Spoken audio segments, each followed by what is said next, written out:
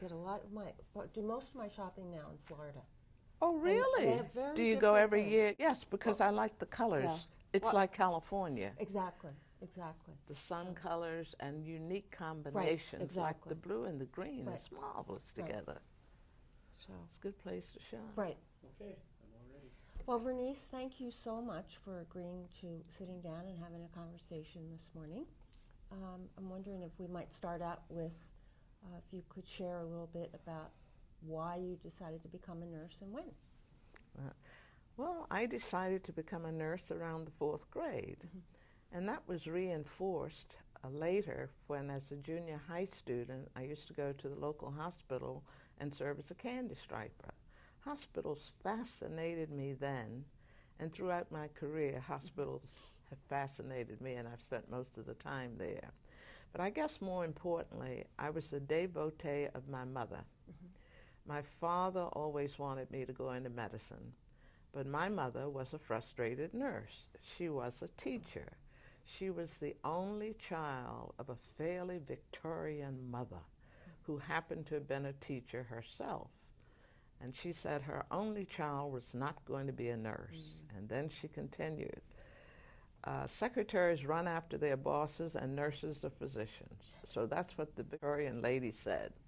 And my mother was always a frustrated nurse. We used to watch how she used to take care of our animals and also us when we were at home with infectious diseases and the mumps and the measles and all of those kinds of things.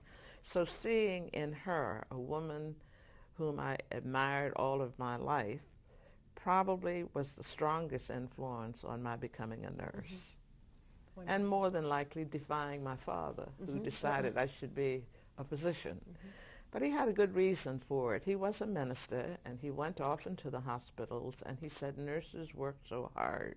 I want a better life for my daughter. So I forgave him. Well, the definition of a leader, which you certainly have been for most of your career, at least from what I know, the definition of a leader includes the concept of influencing the behavior of others. When did you realize that you were a leader? I guess it started early. I was one of 4 children, and my sister was 18 months older. She always accused me of being bossy. I was younger than she, so I imagined there was some way that I had managed my life and conducted myself that suggested she's bossy.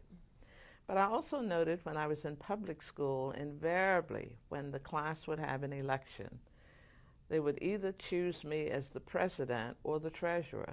So I guess those are some of the seeds of the early being able to influence others or being respected by others, that they put you forth where they know that you're going to produce some effect.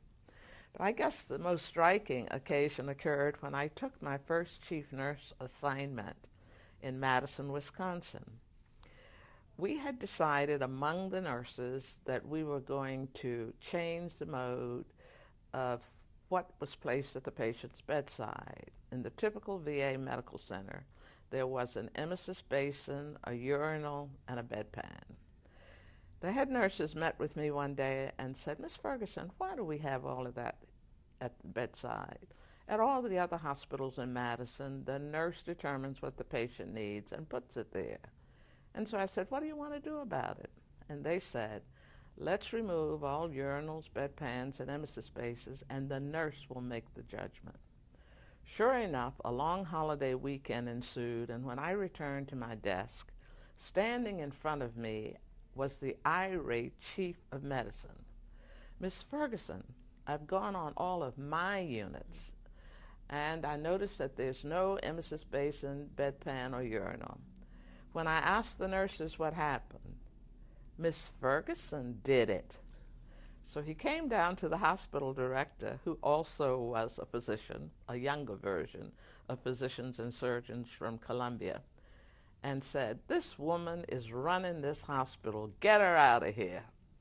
And I shall never forget, it was such a humorous thing. Whenever I left to go to a Wisconsin League for Nursing meeting that was out of town, or a nursing association meeting out of town, I would go over to the hospital director and say, Dr. Merchant, I'm going to be in Oshkosh for the next 3 days. Run my hospital well.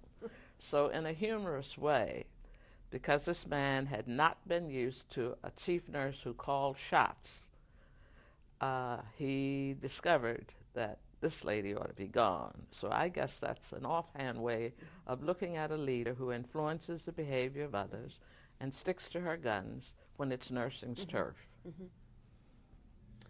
Can you describe a situation where you felt like you had to take a stand that was very controversial, unpopular, unsupported? And what was it about it that made you feel that you had to speak out? I guess there are a number of those in a long career, but I recall one particularly which was painful for me and truly painful for the nurse. One of the young research associates had terminal illness, and he was in such despair in the intensive care unit that he wrote letters, and one of them he wrote to me as the chief nurse, citing how uncaring some of the staff had been. I read it. I also visited with him, and I returned in writing him a letter.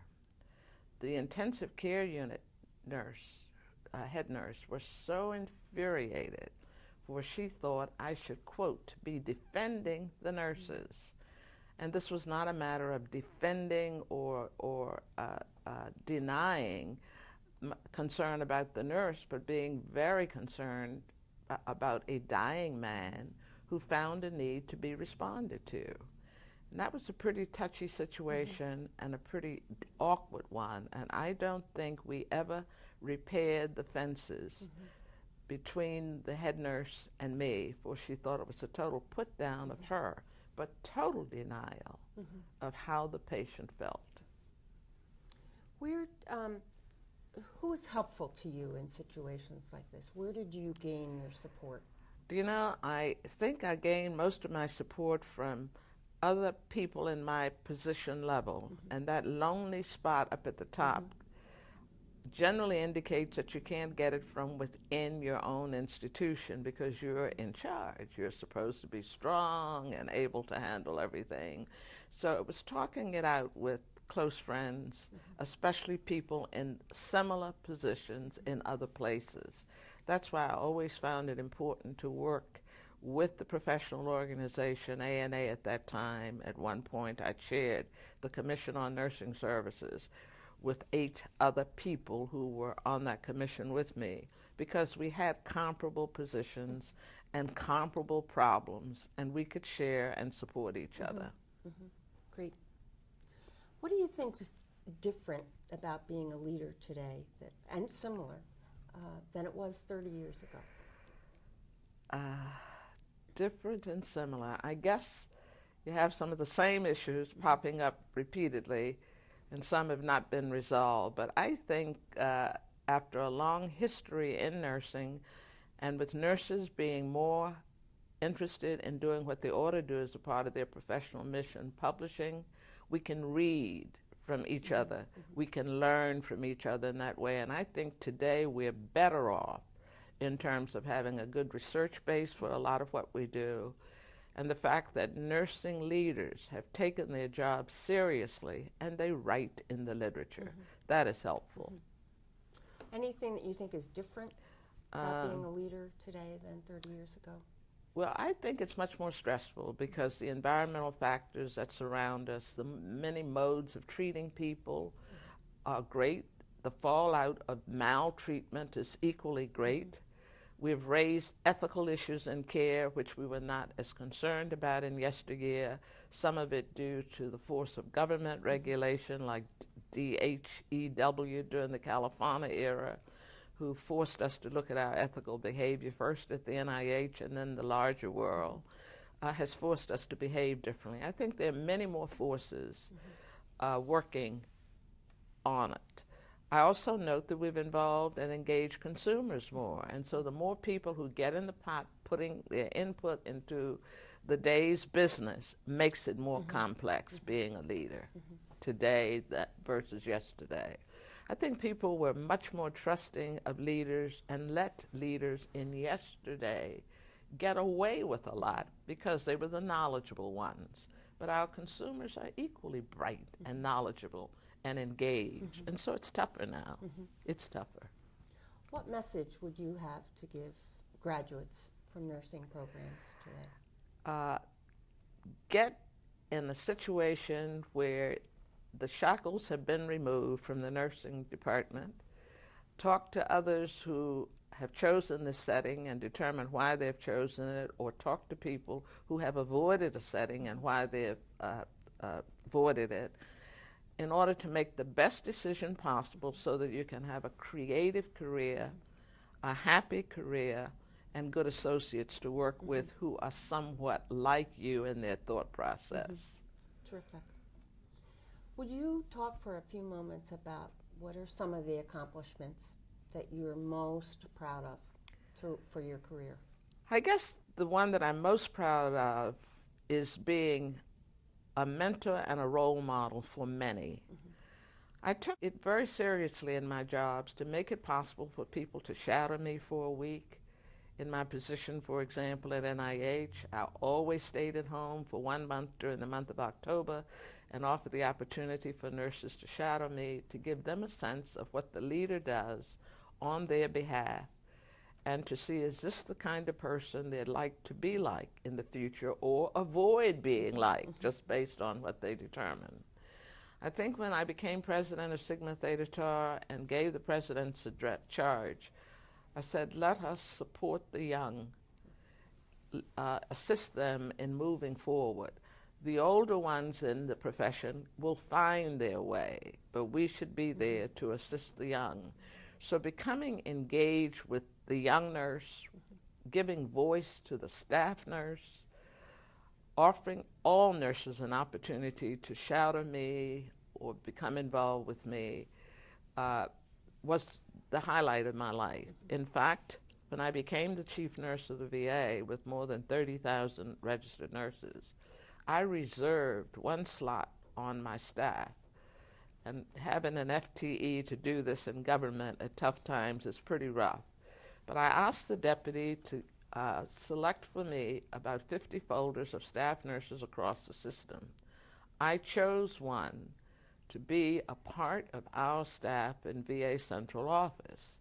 And I found Maggie Hernandez from California, an intensive care unit nurse, a valuable addition, for she gave us her perspective on personnel practices and her perspective on construction, the two areas where we did not have input directly from the field and from a bright nurse. And then I told Maggie I only wanted her to stay for a year, for I didn't want us to, quote, contaminate her. We wanted her to go back out with all the zest and freshness that she brought. So that was one of the defining moments of my career, and it was one that sent a message to other nurses that this is the way you behave if you're the chief nurse. Engage your own staff in making decisions and giving you input.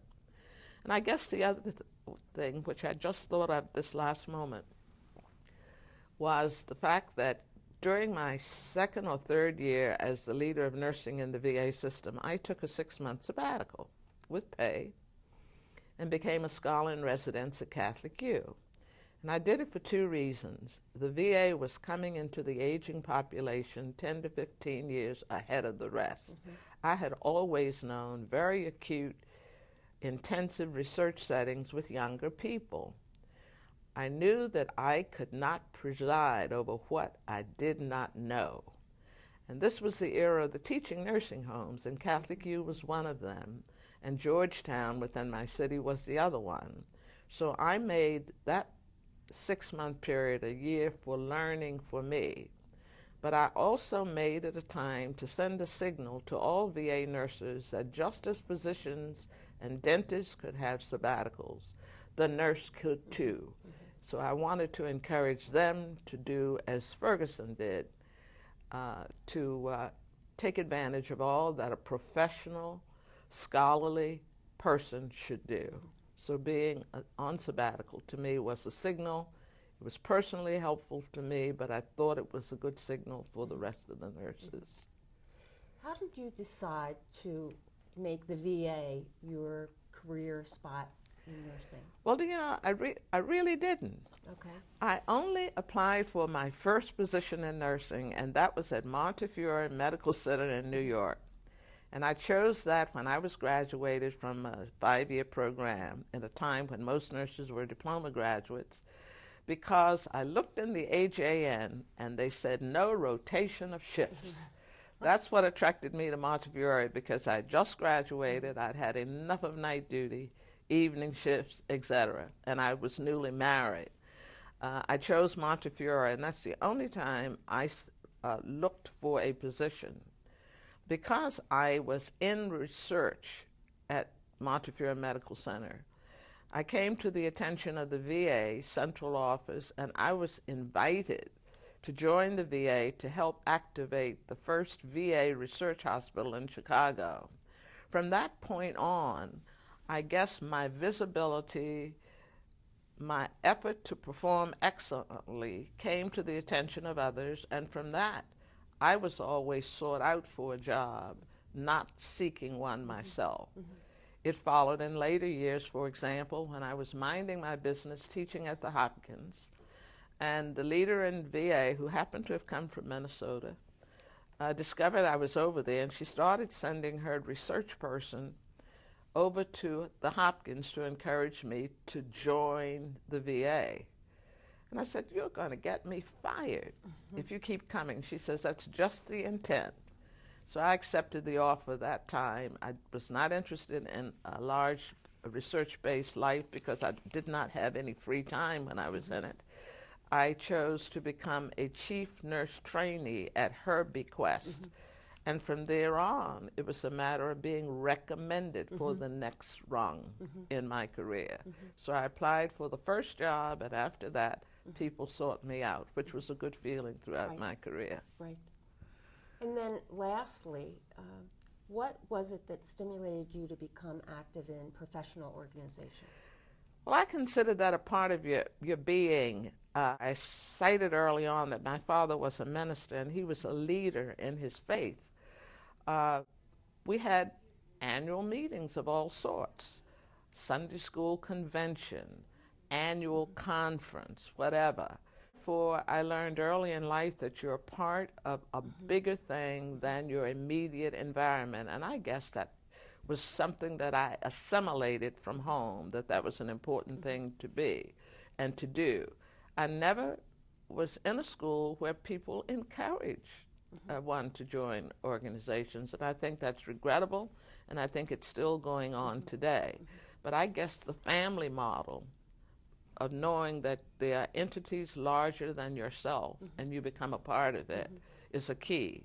I saw my mother behave in the same way with the missionary society, reaching not only the congregants of our parish, but those beyond, as she integrated her thoughts with those of larger entities. Terrific. Well, thank you very much. This has been a wonderful conversation. And thank you. I've enjoyed the conversation with you, Jane. Thanks.